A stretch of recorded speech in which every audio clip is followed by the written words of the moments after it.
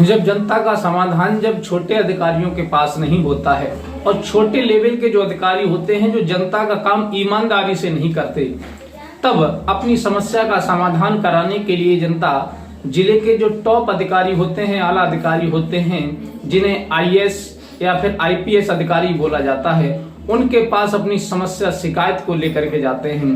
और तहसीलों में तहसील समाधान दिवस भी लगाया जाता है, संपूर्ण समाधान दिवस भी मनाया जाता है, जहां पर जनता दरबार लगा होता है और वहां सभी लोगों की समस्याएं सुनी जाती हैं। वहां आईपीएस भी होते हैं, आईएएस अधिकारी भी होते हैं, एसडीएम भी होते हैं, अन्य भी जो लेवल के अधिकारी होते हैं वो सभी वहां मौजूद होते हैं और जिस विभाग का कार्य होता है बस उसी विभाग को वो सौंप दिया जाता है। लेकिन कभी कभी ऐसा भी हो जाता है, लेकिन कभी किसी ने ऐसा विचार किया है कि जो जनता अपनी समस्या लेकर के किसी बड़े अधिकारी के पास जाए और वो खुद एक समस्या में फंस जाए, कभी आपने विचार भी नहीं किया होगा। एक महिला अपनी समस्या लेकर के तहसील समाधान दिवस में पहुंचती है और जैसे ही वो अपनी समस्या बताती है तो फिर जो आला अधिकारी होते हैं, जो जिले के आईएएस अधिकारी होते हैं, वो उसे खुद समस्या में डाल देते हैं और पूरा दिन उसे समस्या का समाधान करना पड़ता है। तो आइए जान लेते हैं इसी विषय पर कि आखिर उस महिला के साथ एक जिले के आईएएस अधिकारी ने क्या किया था और कौन सी समस्या में उसे डाल दिया था। नमस्कार, प्रणाम, मैं हूं रितेश कुमार। दरअसल आज की जो घटना मैं आपको सुनाने के लिए जा रहा हूं, ये आज की सच्ची घटना इसी उत्तर प्रदेश का एक जिला पड़ता है मैनपुरी। मैनपुरी में किसनी तहसील है। किसनी तहसील में 7 दिसंबर दिन शनिवार के लिए तहसील दिवस लगी हुई थी, यानी संपूर्ण समाधान दिवस लगा हुआ था, जहां पर बड़े बड़े आला अधिकारी बैठते हैं। और एक मैनपुरी ही डिस्ट्रिक्ट नहीं बल्कि उत्तर प्रदेश में जितनी भी डिस्ट्रिक्टें हैं, हर डिस्ट्रिक्ट में तहसील दिवस लगता है। वहां पर जनता की समस्या का समाधान होता है। बड़े बड़े अधिकारी, आईपीएस अधिकारी और जो आईएएस अधिकारी होते हैं, जो लेवल के सभी अधिकारी वहां पर बैठते हैं, कुर्सियां पड़ी होती हैं। जनता अपनी समस्या लेकर के आती है, उनके पास पेश होती है और फिर उस समस्या को देखते हुए वो तुरंत उस पर आदेश भी करते हैं और संतुष्ट होकर के जनता घर भी चली आती है। लेकिन यहाँ पर एक ऐसा वाक्य हुआ था कि वहां पर एक महिला राधा देवी और उसकी एक बेटी दिव्या थी, जो जवान थी, वो दोनों अपने मतलब जमीन के विवाद की समस्या को लेकर के जो किसनी तहसील में संपूर्ण समाधान दिवस लगा हुआ था, वहां जो डीएम साहब थे जिनका नाम अंजनी कुमार सिंह था, वो उस संपूर्ण समाधान दिवस में बैठे हुए थे। बराबर में आईपीएस अधिकारी बैठे हुए थे और बराबर में एसडीएम साहब बैठे हुए थे। सभी लोग बारी बारी से बैठे हुए थे, सामने कुर्सियां पड़ी हुई थी और सभी जनता की समस्या का समाधान कर रहे थे, सभी समस्या जो सुन रहे थे सभी की। इसी बीच में एक महिला जिसका नाम राधा देवी होता है, जो विधवा थी, उसके पति का कुछ समय पहले देहांत हो चुका था और उसकी एक बेटी थी जवान जिसका नाम दिव्या था, वो शादी के योग्य थी। अब वो दोनों महिलाएं डीएम साहब के पास जाती हैं और अपनी समस्या बताती हैं कि साहब हमारी 20 बीघा जमीन है और 20 बीघा जमीन में लगभग 1.5 बीघा जमीन हमारे पड़ोसियों ने जबरदस्ती उस पर कब्जा कर लिया है और ये मामला 2018 का है। 2018 में ये विवाद शुरू हुआ था और इसकी हमने बहुत सारी शिकायतें भी की थी। तहसील में भी आकर के हमने कई एप्लीकेशन दिए थे, लेखपाल से भी कहा था, कानीगो से भी कहा था। लेकिन फिर 2019 में लेखपाल राम प्रकाश कच्ची पैमाश कर आए थे और फिर 1.5 मीटर जगह हमारे जो विरोधी हैं उनको भी उन्होंने ज्यादा दे दी थी। लेकिन हमारी जो जमीन 20 बीघा है उसमें कागजों में तो 20 बीघा है, लेकिन मौजूदी हालत में वो 20 बीघा नहीं है, कम है, उसमें 1.5 बीघा पर जो हमारे विपक्षी लोग हैं, पड़ोसी लोग हैं, वो जबरदस्ती कब्जा किए हुए हैं। इसका हमने विरोध भी किया और कई बार हमने शिकायत भी की, लेकिन कोई भी समस्या का समाधान नहीं हुआ। और 2019 में जब लेखपाल राम प्रकाश कच्ची पैमाश करके आए थे तो उसमें उन्होंने कुछ नहीं कहा था, केवल हमारी एक फोटो खींच लाए थे ये दिखाने के लिए कि हमने कार्रवाई कर दी और हम मौका वारदात पर वहां पहुंचे हुए थे।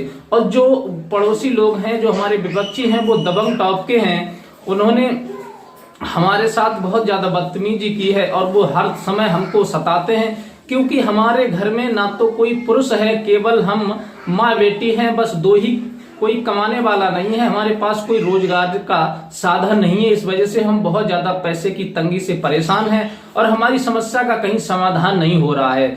अगर इसी प्रकार से हम परेशान होते रहे, हमारी समस्या का समाधान नहीं हुआ, तो हम कुछ भी कर सकते हैं, हम आत्महत्या भी कर सकते हैं। ये बात वो जोर शोर से जो डीएम थे वहीं के किसनी तहसील में बैठे हुए थे मैनपुरी के, जिनका नाम अंजनी कुमार सिंह था, उनके सामने वो अपनी समस्या बता रही थी। इसी बात को लेकर के जो डीएम साहब थे वो भड़क जाते हैं और जैसे ही वो कहती हैं कि हम आत्महत्या कर लेंगे क्योंकि हमारा समाधान नहीं हुआ, हमारी सुनवाई नहीं हुई, उन लोगों के प्रति कार्रवाई नहीं हुई, तो हम आत्महत्या कर लेंगे, खुदकुशी कर लेंगे। इस बात को लेकर के डीएम साहब बहुत ज्यादा भड़क जाते हैं। वहीं पर पुलिस का जो पहरा होता है उस पुलिस को बुलाते हैं और तुरंत उन दोनों माँ बेटी को गिरफ्तार करवा देते हैं और कहते हैं कि इन्हें ले जाकर के इनके डंडा मारो और उन्हें सीधी जेल भेजो।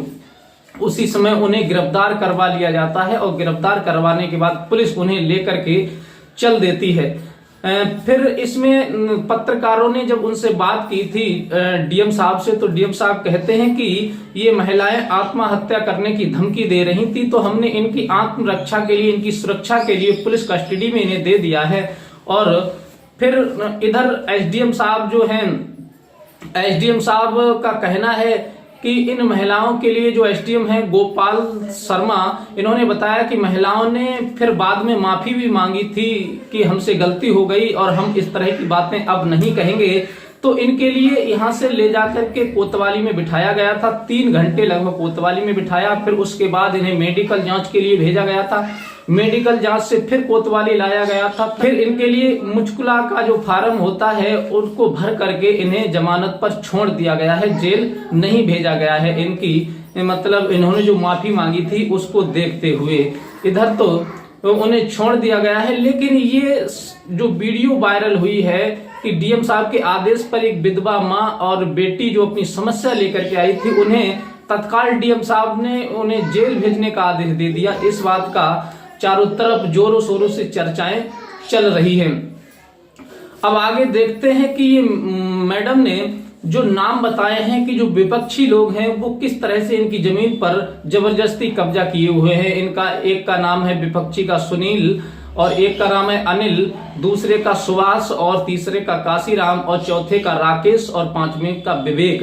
ये लोगों ने जबरदस्ती कब्जा किया है, इनके साथ बदतमीजी की, मारपीट की और इसका वीडियो भी पीड़िता ने बना रखा है और वीडियो भी डीएम साहब को दिखाने का प्रयास किया। लेकिन पीड़िता का कहना है, मीडिया वालों के सामने स्पष्ट उन्होंने कह दिया है कि हमने डीएम साहब से अपनी सारी समस्याएं बताई, लेकिन डीएम साहब ने भी हमारी समस्या का समाधान नहीं किया। लेकिन इधर जो एसडीएम है गोपाल शर्मा, वो उसे आश्वासन देते हैं कि तुम चिंता मत करो, इसमें जांच बिठाई गई है, अगर जांच में ये दोषी पाए जाते हैं तो तुम्हारी जमीन तुम्हें वापस दिलवाई जाएगी और उन विरोधियों के खिलाफ जरूर कड़ी कार्रवाई की जाएगी। लेकिन आपने जो आत्महत्या की बात कही है, इसीलिए आपको पुलिस कस्टडी में दिया गया था, उन्हें जेल नहीं भेजा गया है, कुछ समय के बाद उन्हें छोड़ दिया गया है।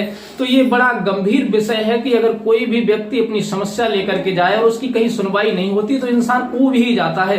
फिर वो सोचता है कि हमारे पास अब कोई रास्ता नहीं है। अगर वो कानून का उल्लंघन करता है तो कानून उस पर शिकंजा कसेगी, अगर वो कानून के दायरे में चलता है, कानून कार्य नहीं करती, कानून के प्रति उसे न्याय नहीं मिलता, तो फिर उसका मन जो है ऊट पटांग काम करने की बारे में सोचता है। फिर कानून उसके ऊपर शिकंजा तो कस देती है, लेकिन उसकी जो समस्या है उस समस्या का समाधान कानून नहीं कर पाती, प्रशासन नहीं कर पाता। इसीलिए इंसान बहक जाता है और आई वाई बातें करने लगता है। तो साथियों, ये कहानी सुना करके हमारा उद्देश्य किसी का दिल दुखाना, किसी को परेशान भावुक करना नहीं है। हमारा उद्देश्य केवल समाज में हो रही ऐसी घटनाओं को आपके सामने लाना है। अगर वीडियो अच्छी लगी हो तो अपने यार दोस्तों को भी शेयर कीजिए और मिलते हैं इसी प्रकार की कोई नेक्स्ट घटना के साथ। तब तक के लिए दीजिए इजाजत, नमस्कार।